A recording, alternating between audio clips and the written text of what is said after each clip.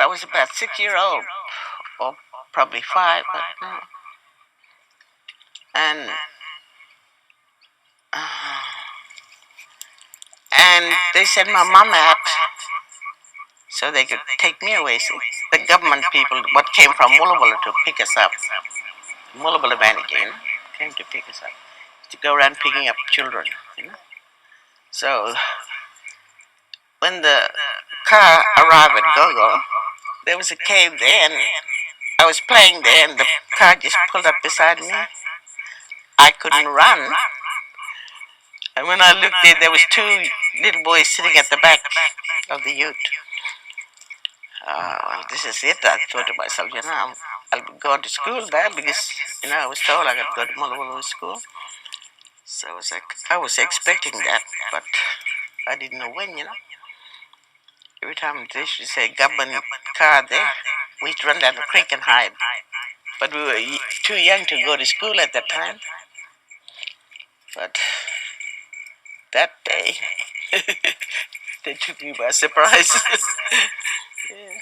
Well, my mom wasn't there, so my auntie had to get my clothing and everything, pack my bag or whatever I had there. And I went to Mullabula with the two little boys at the back. Oh, I was trying to be brave, but my auntie was crying, and I started to cry. you know. So it's real sad.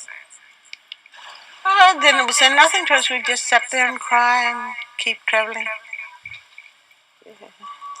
So we went to Christmas Creek. I saw someone I knew there. That was all right.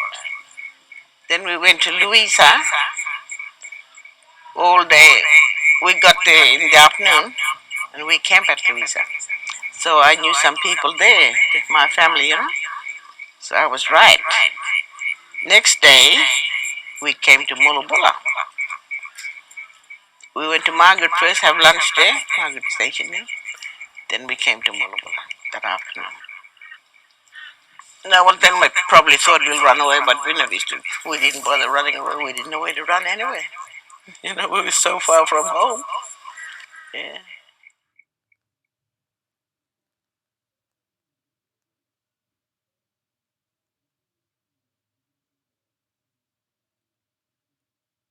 I was very sad, crying there. When I saw all these houses, I was thinking, I might know somebody here. And the first person that we pulled up there, and I heard somebody sing that Nyoru. That's my Aboriginal skin name. And when I looked around, here was this lady from Fitzroy, and she had two of her boys walking up to the car. I was happy then, I knew somebody there. Yeah. But then I knew another girl that was taken from Fitzroy.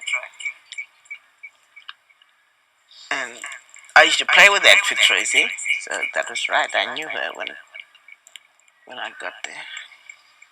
But we wasn't allowed to speak language anymore. Now we was allowed to only speak English. They told us not to speak language. We never used to be mixed with the full-blood Aboriginal. But when we got there, we used to sleep in the backyard. Little kids like us, about 7, 6. But no mattress, no pillow, no ground sheet, just a blanket on the ground. And that's how winter time we used to have to double up, all those kids. So it'd keep warm. It was hard, moving around there all night with rocks poking you everywhere. When we was kids, if it rained, we used to go under the house at the manager's residence. Under the house we used to sleep, and we didn't know where there's snakes and spiders and everything in there. Then in the 40s, dormitory was built, and it is a big house. No sleeping on the ground that time. We was upstairs a bit. It was really nice there. They used to lock the doors on us, so we won't run away. And later on, when the teacher came, he was a teacher from Melbourne. He was Reverend Howard, and he was very good. He was our teacher, and he used to, we had our classroom was on the front veranda of our dormitory because it was a great big dormitory. Yeah, he was real. He had no favorites. He just treated us all equal. He was the best teacher I ever had. And his wife used to take us sewing lessons and everything like that. But we didn't have material. We used to have to sew on cardboards. Learn the stitches on cardboards. We used to go to church every Sunday. The whole station. Everybody used to come to our dormitory for church. It was good. Well, all I can remember eating bread and beef. We used to have fresh kill every day. And a slice of bread. They used to give us a slice of bread and a beef. All those years I grew up. There was a lady, dark woman, Aboriginal one. She used to come every morning at 5 o'clock, open the door. Then our work started. We had to go down to the courtyard, it was other side of the station, early in the morning when it's still dark. We used to go down and get the milk, come back, leave it on the kitchen table. Then we used to carry the beds out before 6 o'clock, before breakfast. We used to carry about 30 beds out from the dormitory and put it on the veranda. Then after breakfast, we had to take the beddings out and put it out in the sun. You hear that? But after that, we had to do our own jobs, like toilets or bathrooms or something like that. While the big girls scrub the dormitory out every single day. And then we'd take the blankets and thing and make their beds up and carry it all back again. That is our job for the day. Oh, we used to have a hard job. For kids, little kids. I don't know what the big girls did. They did work all day too. It's very hard. We didn't have school because the war years, that they had to join the army, and our teacher had to join the army, and we didn't have any more school. Well, hardly anybody used to come to our dormitory and see us. We was just looking after ourselves most of the time.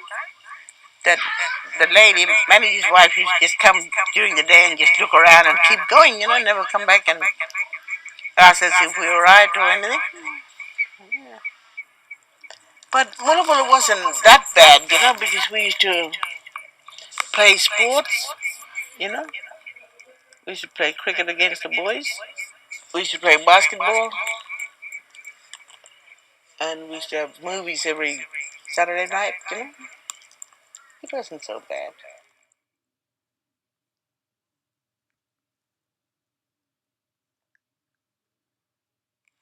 Nothing. Never see them.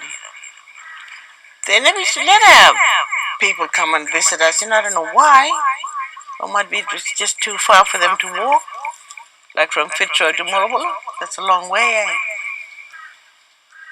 But there used to be some kids used to from closer, like Margaret and them station, Margaret Station and all them close place. They used to come and visit their thing, but we used to sneak down the river, see them. All the kids, we used to go down there and visit them, sit down with them for a while. Yeah, but my people didn't come too far, I think.